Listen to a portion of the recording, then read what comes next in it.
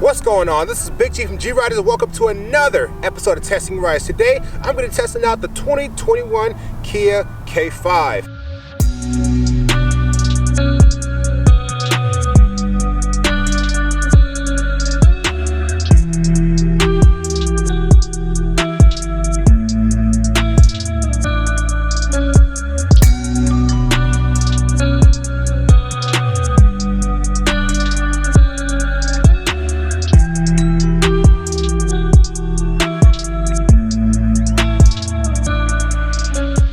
So for the 2021 model year, the Kia Optima was renamed to the K5. So basically, this is the Optima / K5, and it's been called the K5 in other markets for a long time now. And the United States market Kia decided to change the name of the United States market just kind of as a rebranding thing for the Kia Optima, and now it's the K5. And so now it is redesigned for the 5th generation. It comes with new styling, new technology, and a new attitude.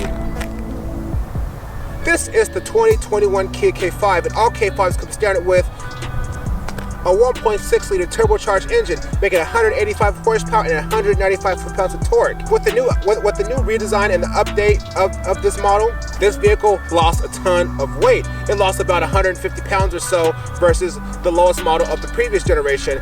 And I think a lot of it has to do with the fact that it now has a little bit lighter of an engine and some also investment in technology. So this car weighs just slightly over 3,100 pounds, and 3,100 pounds is about how much compact cars weighs. So it weighs about as much as like a Civic or a Jetta or something like that. And that's pretty impressive for a car this size to weigh that little. And when you drive it, the handling acceleration makes it feel like a lot lighter car than it actually is. But we'll talk about that more on the driving portion. With that lightweight, it does get a very good 25 in the city and 37 out on the highway. Honestly, it's pretty good, but given the torque and power that you get from this base engine, I think that's pretty good fuel economy, even though I would like to see the city mileage a little closer to 30. This is the 2021 K5 LXS.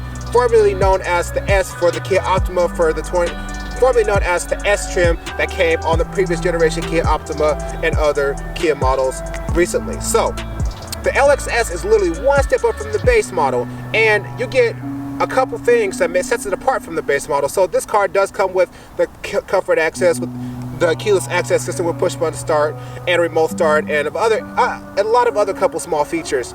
But a couple cool standard things that are on this vehicle is these LED headlights with turn signals and some of the other safety features that comes on this vehicle. And I think that's pretty cool that Kia is offering all that stuff at this price point. So this vehicle is just under $25,000, and a lot of the other competitor cars do not come with this amount of equipment for under that $25,000 mark. And I think that's pretty impressive that Kia is still managing to do that even with an all-new model. And the LXS is available with all-wheel drive. So if you want to get all-wheel drive on the Kia Optima LXS, you don't have to get a high model to get all-wheel drive like some other brands.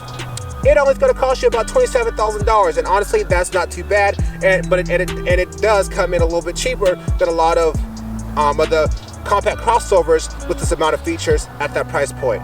But the thing about it is, if you're looking for a crossover, you're looking for a crossover. At least, though, if all-wheel drive is your standard, at least you have another option for a sedan. But that has been all the rage these days, that a lot of companies are adding all-wheel drive options to their sedans. I know Camry has an all-wheel drive option, Ford has had an all-wheel drive option, and Nissan has an all-wheel drive option now on their sedan this size. So I'm glad that Kia finally has made that adaptation. All right, so let's go ahead and take a tour around the vehicle to see what this 2021 Kia K5 is like. Welcome to the walk-around portion of the 2021 Kia K5. First, let's go start and look at the front here. So the front is by far my favorite design element of the 2020 Kia K5. It looks so mean, so aggressive, and I just love these new headlights. So the LED daytime running light is an amber one, and it stretches from all the way up here. It stretches from all the way at the top of the corner there and wraps all the way down to the center and almost connects with the grill. And you got these little grill pieces that runs under the headlight that goes all the way to the middle. I think it looks pretty amazing, honestly.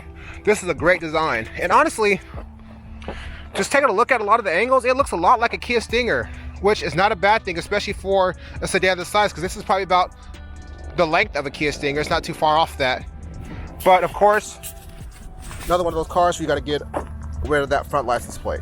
All right, coming on to the side, I like that they moved the mirrors from being mounted on the top, like on the part of the window, to a part of like the lower half of the body. I think this is just a lot better design. A lot of the European companies have been doing this for a few years now, and you know, they did that with the Kia Stinger. And if you look right there at this body line at the top there, let's see if I can get it in the right spot. It looks just like a Kia Stinger from what I'm seeing. Coming on to the side, since this is one step up from the base model, it has those little pathetic little 16-inch wheels. It's not a bad design. They're just too small for a car this size. I mean, if I got a model this low, I would immediately change those wheels out to something a little bit bigger. Walking on to the back of the Kia K5. Again, this is styled just like, the styling looks just like a Kia Stinger, and honestly it looks kind of like a fastback hatchback type of thing, kind of like the Kia Stinger. And honestly, they should have just made this a hatchback at that point. I mean, I think this would have been kind of cool as a hatchback. I mean, it has like the light bar style tail light there, which looks pretty nice. I mean, everybody's doing that nowadays. Sorry about the sun. I'm moving to an angle where you guys can actually see it.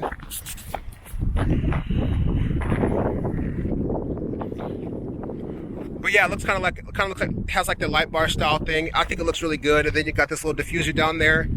Those exhaust pipes are fake on this model, but I think it's still a pretty cool design touch. And it has a bunch of little fake vents on it, like this one right here. As we look a little closer, actually, I think that one may be real. Actually, it's just, let's check. Can't get my finger in there. Nope, never mind. It's fake. False alarm. But I'm sure that's real on some of the other models.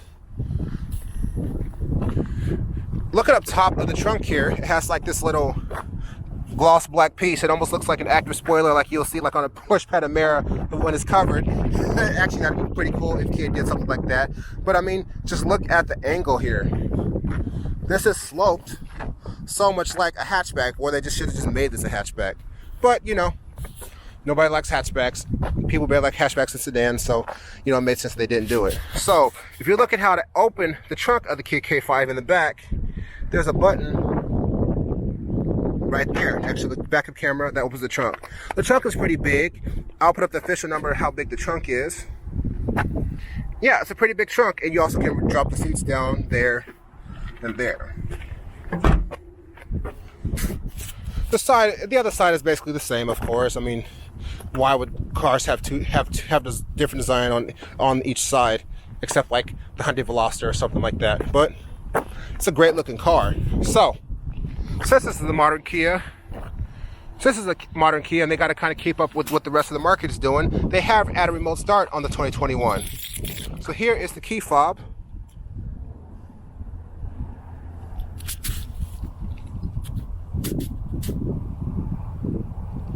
So, see if we can zoom in and get that remote start button. There it is. So to lock, to start it, hit the lock button, which is on the corner. It's like a little detonator. I think that's kind of cool. You press and hold. The car starts right up, and the lights blink a few times to let you know that it's running. And put the key in your pocket.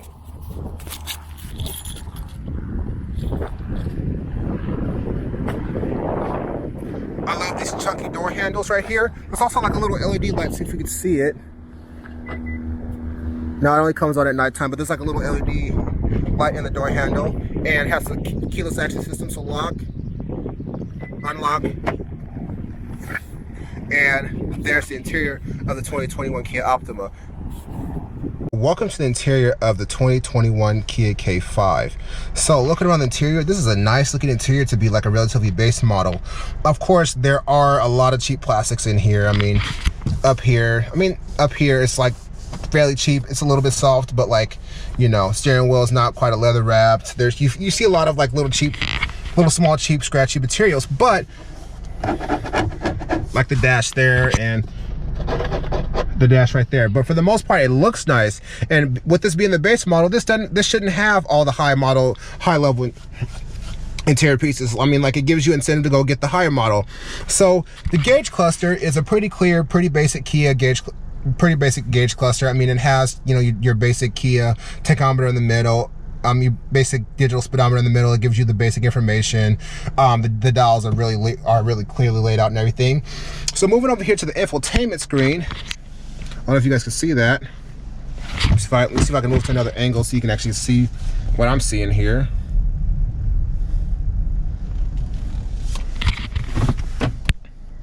So the infotainment screen is actually pretty big. I forget how big this particular one is, but it's not small. I think it's probably about 8-inch screen. I think, and then when you get the higher model, you get like a 10.2-inch screen, and you can see kind of the outline of where that goes in here.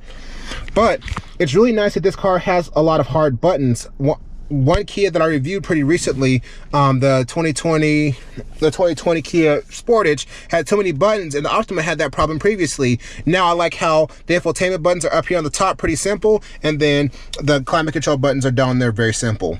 All right, couple things about the infotainment. This is your basic average Kia Optima infotainment system. It works really well. But one thing that I don't like that they added was wireless Apple CarPlay. Oh my gosh, I understand that Apple CarPlay is one of those things that has to be standard now, but wireless, it's just too laggy. Like, I mean, it works okay, like initially, but I've been having problems all day today that it's been lagging and it's been just timing out. So if you look at it for a while or using maps or something, it would just time out and turn off. Like, I wish they would have just stayed with the regular hardwired Apple CarPlay, or give you the option to do both wireless and wired Apple CarPlay. But that's just my only gripe with the infotainment system. But besides that, it works really well. The stock system is not too bad for the stock sound system. All right, so down in the middle here, we got the shifter. The shifter is actually really weird looking, to be honest with you. It looks like a barrel with something shoved in, a little mini barrel with something shoved in the side of it. It looks like, honestly, a shifter of one of the 2019 it actually looks like a shifter from a 2019 Nissan Frontier, which is the oldest truck on the market. And I wish they would have done something a little bit cooler with this shifter, but it also kind of reminds me of kind of an airplane throttle a little bit too. So I'm kind of roasting it, but I kind of like it as well. I think it's okay.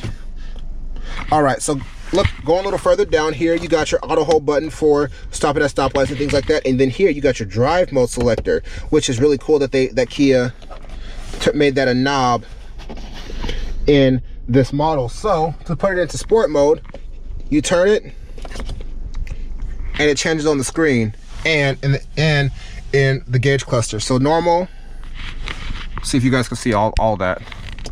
So normal, sport, custom, you can set your custom up, of course, and smart, which is like that more like adaptive driving. So if it knows that you're, you know, doing sport mode things, it'll stay in sport mode. If you're doing eco mode things, you'll stay in eco mode and whatnot. And it works really well. The steering tightens up a bit and all that stuff. I think it's pretty cool. So before we move on to the other side of the interior, let's look at the steering wheel real quick.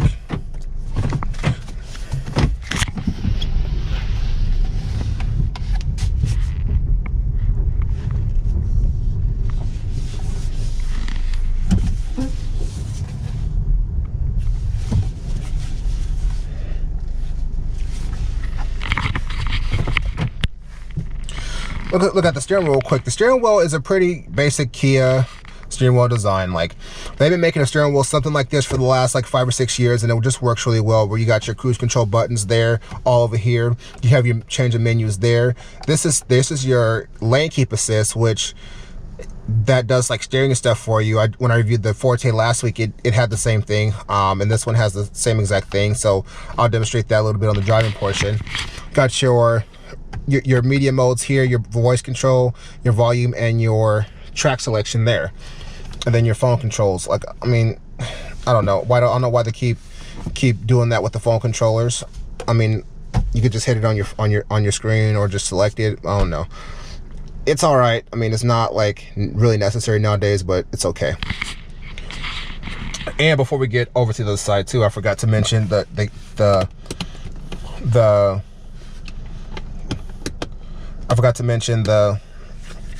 window switches and stuff over here. So these are new looking window switches for the Kia K5. I'm sure like the Telluride and other vehicles have gotten these, and I haven't had a chance to drive one of those ones yet, but when I do, I'm really excited. I'll be really excited to drive one of those because that's a cool looking SUV. Anyways, so it's really nice. So it has a nice little chunky handle over here on the side where you pull it to open, pull to close, and it has this weird like soft plastic thing that you can use to close. I think it's kind of to rest your hands or something like that. I don't think it's used to actually close the door because it's really slippery plastic, and your hand can slip off it pretty easily. So I'm not exactly what this is for, but it looks cool. All right, going across the dash here, it has this nice double decker, like 2-tier dashboard type of thing here. It looks kind of like a Lexus 2-tier dashboard type of thing here. It has like this little gloss black trim in the middle, and then you got your silver accent in the vents all across. I think that looks pretty good. A silver push button start, silver accents in the vents, and you got this kind of silver piping that goes all across the front of the interior, and does not go to the back, unfortunately. Up above, you got your basic dome lights. I mean, I'm not in their dome lights, so there's nothing really to talk about, and there's no sunglass storage up above because you do have tons of spots inside the car, inside the center console to put, you know, sunglasses and things like that. But as you guys can see, this interior is actually pretty nice for kind of a base model. Like, you know, for me, it's pretty comfortable too. You guys know I'm over 6 feet tall and 350 pounds. I have plenty of head space, plenty of shoulder space. It's actually extremely comfortable car it's actually extremely comfortable, even though this has like the stock cloth seats and power and manual adjusted seats. It's still very comfortable, and I'm pretty impressed with the interior for the most part. Only thing I don't like about the interior is the wireless Apple CarPlay, but for the most part, this is a pretty good, pretty well laid out interior that then I have me wondering and guessing of like how to do certain things in this car. So let's go ahead and take it out on the road and see how it drives. Welcome to the driving portion of the 2021 Kia K5 LXS. Let's go ahead and get on the road and see how this thing drives. Welcome to the 2021 Kia K5. The 2021 Kia K5 is a really nice driving vehicle. Like, all right, so I'm going on a little side road here and going over speed bumps, and honestly, like, my dad has a 2014 Kia Optima, and this feels better in every single way than his 2014 does. His is a nice car, don't mind you, but there's like a lot of small adjustments I feel there's a lot of adjustments I feel on this vehicle that makes it different than the model that replaced it. Just kind of how like the Camry did back for the 2018 model year. This feels kind of like that kind of different of a change for the Kia Optima and slash K5. All right, let's go ahead and kick it to sport mode and do a quick acceleration up to 60 miles an hour.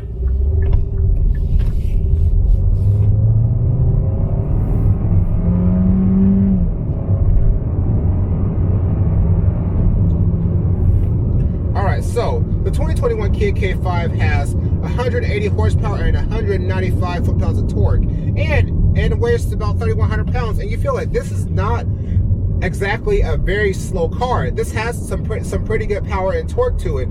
You know, at 180 horsepower, it's not the most fast. It's not the fastest thing in the world, but it's still pretty good.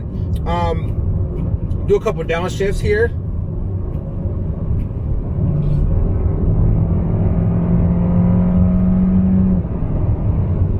The Kia K5 has Kia's 8-speed transmission that's paired to this 1.6 liter turbocharged engine, and it is a pretty good transmission. It's pretty smooth and decently responsive when you're in the sport modes, which honestly is pretty good for a transmission like this. Coming later on this year is the Kia K5 GT, which is going to have the 2.5 liter turbocharged engine with the 8-speed dual clutch, and I would be very curious to get the chance to drive one of those, but it's definitely not as responsive as a dual clutch, but still very good, not very lurchy. It's just an overall good transmission for the most part. The steering feel is typical mid-size sedan steering. Like the Mazda has some of the best steering in terms of kind of car this size, but with that, I would say this car is, in terms of handling and the way and the fun of drivingness of it, can't compare to something like the Mazda 6, which is a big compliment for a car to have. So going around corners, This car feels pretty planted. It feels pretty comfortable with doing corners pretty quickly with a little bit spirited driving. I mean, mostly we're not going to drive a car like this, like the way I have driven it, but it's nice to know that this midsize sedan can do that. So, which makes me excited to see how cool the K5 GT is going to be.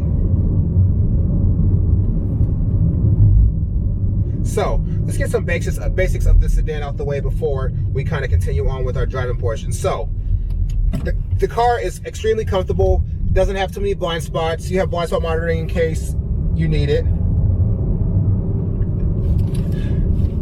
It's lots of visibility out the windows. I like the addition of little quarter windows because you can see just a little bit more around the mirror, which is really nice. The mirrors are big enough for the car, so I can see pretty well out of those on each side. The gauges are very intuitive, very easy to see, very easy to read. They're just good gauges. But I definitely want to see what the all digital display, the digital cockpit display, whatever, for the instrument cluster, and the higher model Kia K5s will look like. The car is decently quiet. You hear a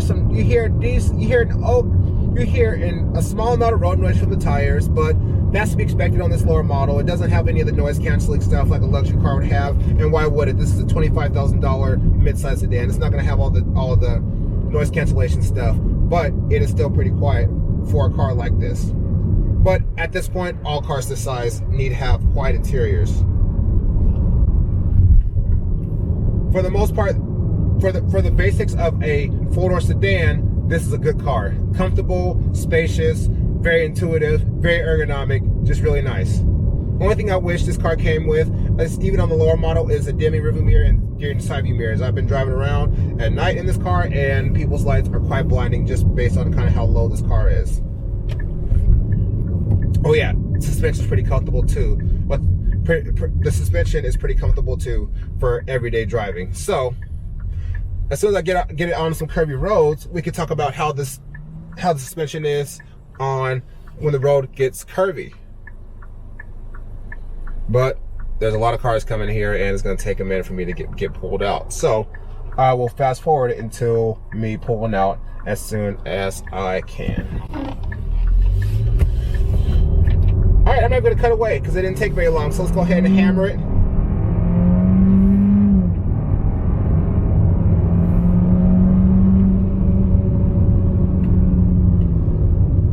So as you see, this car, we were going downhill, but this car has pretty good pull, and the engine does get a little bit loud in the cabins when you get up to the higher RPM range. But what four-cylinder like this doesn't? I mean, most cars this size get a little bit intrusive in the cabin when it gets up to the high RPMs, especially a car of this price point and kind of being a Korean car. Not saying Korean cars aren't built well, they're built a lot better than they used to, but that's something I've noticed with driving a lot of Korean cars, is the fact that the four-cylinder engines get a little bit intrusive into the cabin when you put your foot down a little bit. All right, catching up with you guys as soon as this car is out of my way.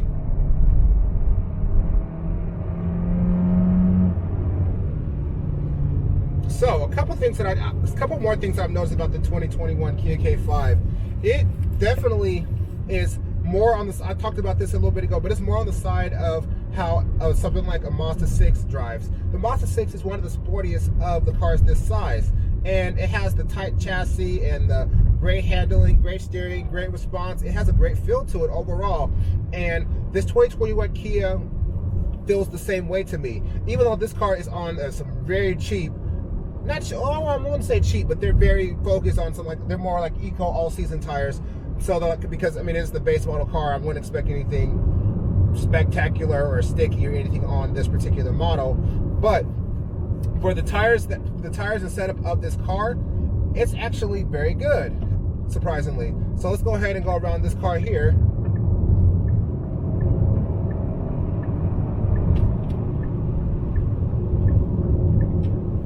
But, you know, how do I overall feel about this car? This is a comfortable, great looking, great to drive, pretty efficient car. That's pretty cost efficient if you don't need to load up with a bunch of options. Even with all the options checked on this car, if you get an EX model with all the options, you're still only paying about $30,000 That's about average for a car features like that. And I believe the GT is gonna cost between $30,000 to $35,000 or so. But with all that stuff, it's still a very good value for the money. It's a very good deal. And honestly, if you're looking at a mid-size sedan, if you're still in the market for buying a mid-size sedan instead of a crossover, definitely go take a look at the 2021 Kia K5. But I wish we had the station wagon here in the United States. A lot of other markets get a station wagon Optima, which I'll put a picture up here. It looks pretty dope. And honestly, if they sold that here, I would buy it in a heartbeat. But I still like the sedan version of this car. So if you like this video, hit me with a thumbs up, hit that subscribe button, keep riding me. Thanks for watching.